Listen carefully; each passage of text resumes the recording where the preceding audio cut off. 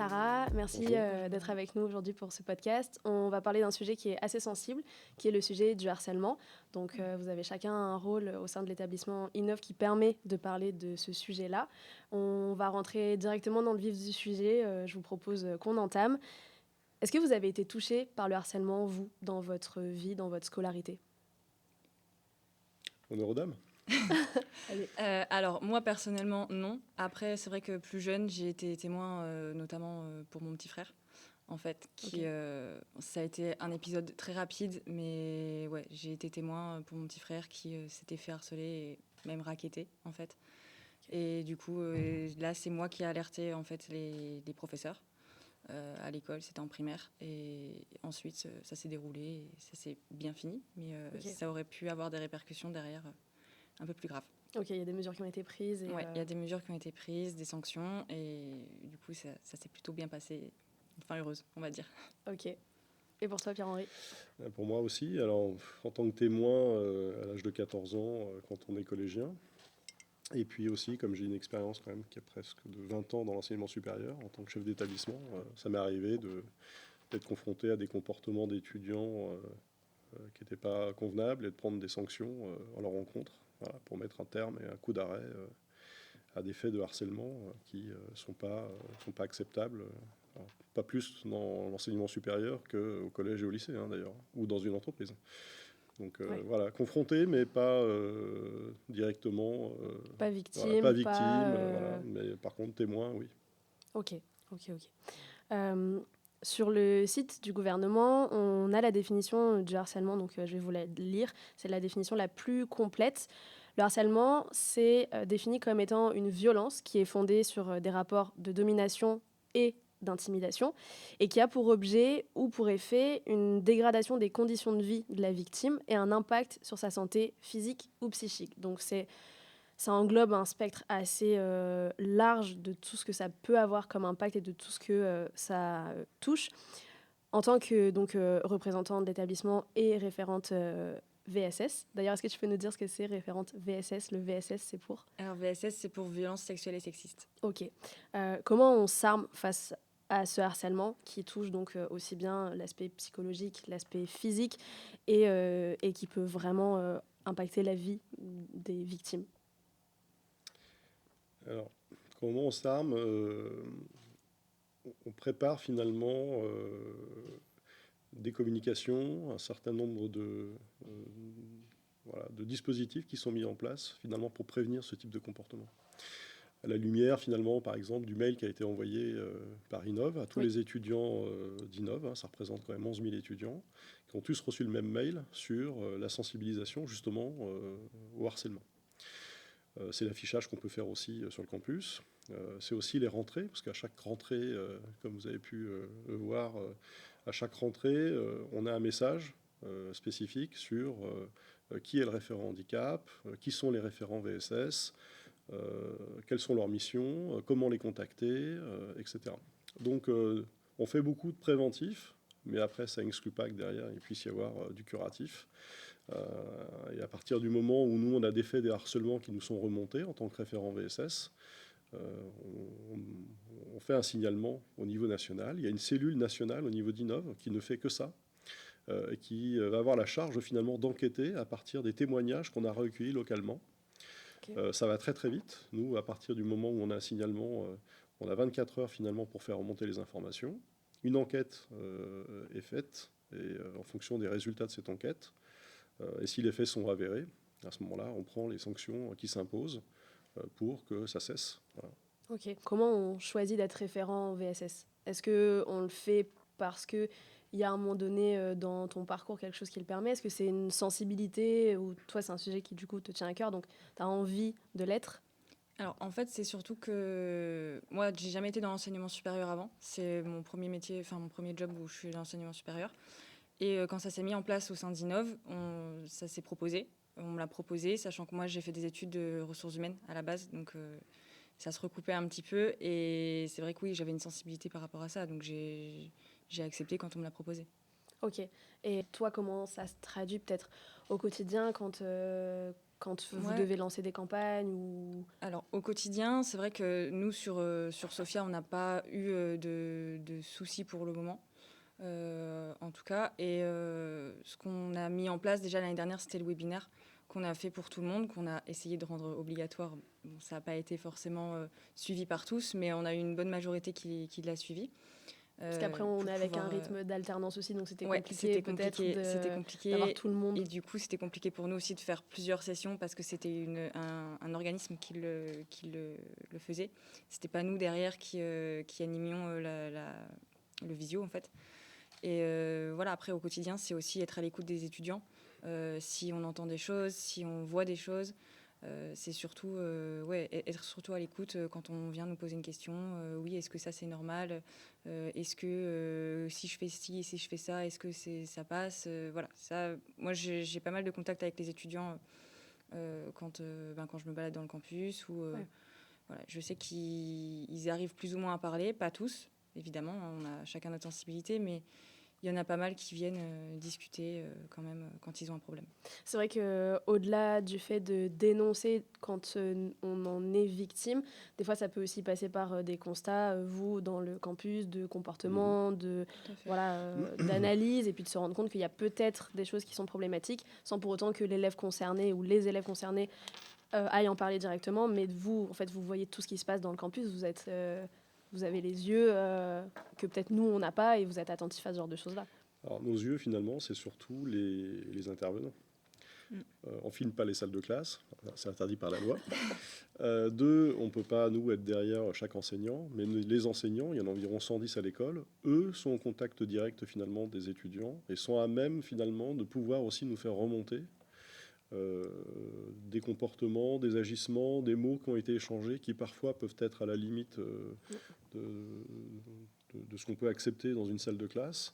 On leur demande pas de faire la police, pour autant, hein, c'est pas leur rôle. Et d'ailleurs, quand ils ont des problèmes pour donner des cours, on leur dit de pas s'embêter, hein, de faire sortir les gens, et puis nous, on s'en occupe et on prend le relais, parce que c'est notre rôle.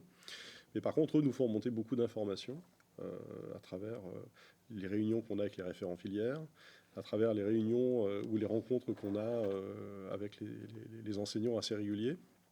Et donc, on est effectivement très au courant de ce qui se passe dans une salle de classe, même si finalement on n'y est pas. Et là, on peut observer et voir et identifier les prémices de comportement, mettre un coup d'arrêt aussi s'il le faut, en convoquant les étudiants, parce que la meilleure façon d'agir, c'est d'agir avant que ça dégénère, avant que ça se propage. Et donc là, on est à même de pouvoir aussi intervenir plus tôt, avant que ça devienne une notion de harcèlement. Parce que ce qu'on observe aussi souvent, c'est que il y a beaucoup d'étudiants qui peuvent avoir ce genre de comportement-là, sans pour autant l'étiqueter ou l'identifier comme étant du harcèlement. Ouais. Pour eux, c'est pas du harcèlement. Et puis quand on voit les échanges sur les réseaux sociaux entre les jeunes aujourd'hui, C'est des comportements qui sont c'est des banalisés. comportements qui sont assez banalisés, ils s'insultent assez facilement, il y a des noms d'oiseaux qui fusent, ça devient la normalité dans les conversations, mais en fait, ce qu'ils oublient, c'est que c'est pas la normalité en fait des échanges qu'on a normalement dans une vie correcte. Donc ils s'en rendent pas compte, ils en ont pas conscience, ils savent pas vraiment identifier ce qui est vraiment du harcèlement. Donc quand on voit que c'est les prémices de quelques comportements que nous on juge comme potentiellement déviants, bah, c'est le bon moment pour les faire venir, les rencontrer et leur rappeler, faire une sorte de rappel à la loi en leur expliquant ce que tu commences à faire, c'est pas acceptable et je vais t'expliquer pourquoi. Et à partir de là, ça peut s'arrêter et s'éteindre tout de suite parce qu'ils prennent conscience en fait que c'est considéré comme du harcèlement, que peut-être parfois, et c'est le cas parce que j'ai déjà rencontré des étudiants dans ce cas-là, qui disent mais moi j'ai été victime de harcèlement, je ne pensais pas moi-même potentiellement être en train d'en faire. Ouais, reproduire le Ah comportement. Il y a oui, beaucoup de mais bien harceleurs sûr, harcelés et harcelés harceleurs. eh oui, parce qu'il y a une sorte de, voilà, de phénomène, je sais pas, de normalité, ou en tout cas c'est les rapports qu'ils ont eu l'habitude d'avoir, et ils ne pensent pas que les reproduire. Donc souvent, on est obligé de leur montrer du doigt, leur démontrer par A plus B, replacer aussi dans le contexte en disant mais si toi tu étais à sa place, comment tu réagirais si on t'insultait dans les couloirs. Et là on s'aperçoit que là ça fait tilt en disant ah oui c'est pas acceptable, c'est pas convenable, j'aurais pas dû le faire, je suis allé trop loin, etc. Donc beaucoup de pédagogie, Ah oui, bien de la sûr. prévention le plus possible. Ouais. Ah, on préfère de toute façon globalement prévenir, ne Prévenir. pas arriver à des situations extrêmes. Par contre, s'il le faut en arriver là, on n'hésitera pas en fait. Mmh. Est-ce que pour vous, le harcèlement, c'est quelque chose qui perdure à tous les moments, qui intervient à tous les moments de la vie finalement? Je pense qu'on a l'image globale du harcèlement qui est présent au primaire, au collège, peut-être encore un peu au lycée, mais on se dit que plus on grandit, plus ces comportements problématiques-là, s'atténuent et plus, les échanges deviennent, d'égal à égal et cordiaux et normaux. Est-ce que pour vous, c'est vrai ou vous constatez, l'inverse? Moi, je l'ai constaté en tout cas dans le milieu professionnel, euh, notamment dans des secteurs d'activité. En fait, j'ai fait beaucoup de secteurs d'activité diversifiés avant d'arriver dans l'enseignement supérieur.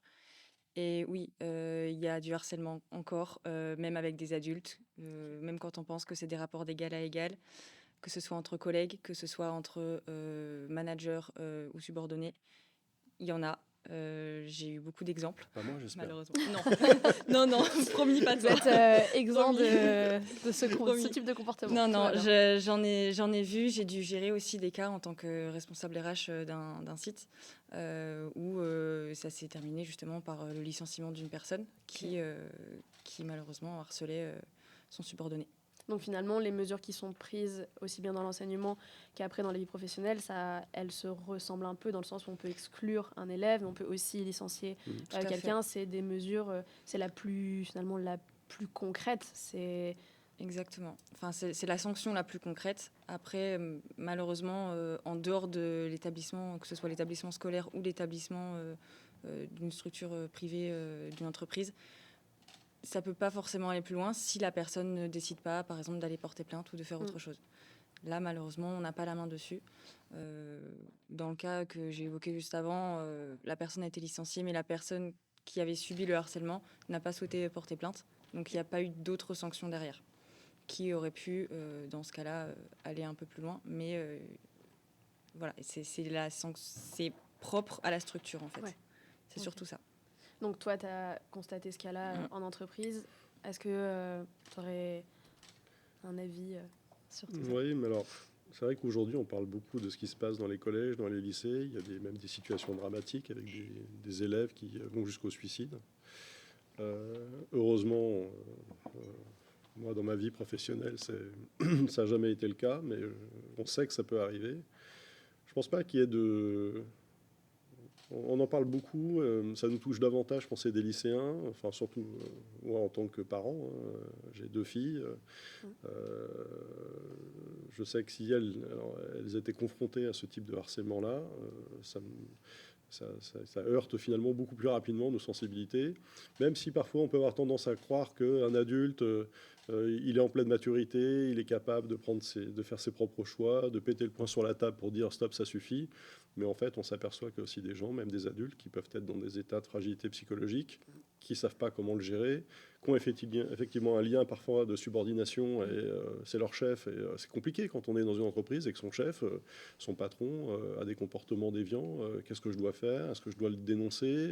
Quelles sont les répercussions? Et au-delà personnel, c'est les répercussions professionnelles. Ouais. C'est Donc, souvent la carrière. On ah entend oui, souvent, bah oui, mais je bah veux oui. pas, j'ai pas envie de perdre.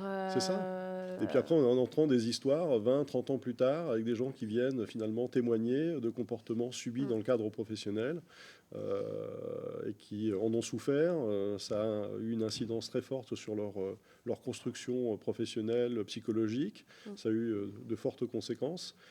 Donc on en parle beaucoup parce que les lycéens, les collégiens, ils sont très nombreux et c'est une population un peu plus fragile, en tout cas en construction psychologique aussi, hein, dans un cadre, dans un écosystème qui est assez, que moi je trouve aujourd'hui en tout cas très violent dans les collèges et les lycées.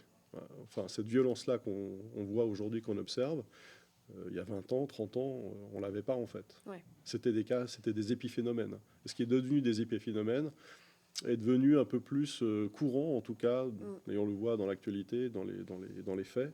Parce qu'en termes de chiffres, on est, d'après donc, des chiffres officiels, on est entre 800 000 et 1 million d'enfants victimes de harcèlement scolaire. Ça représente un enfant sur 10, ce qui est énorme.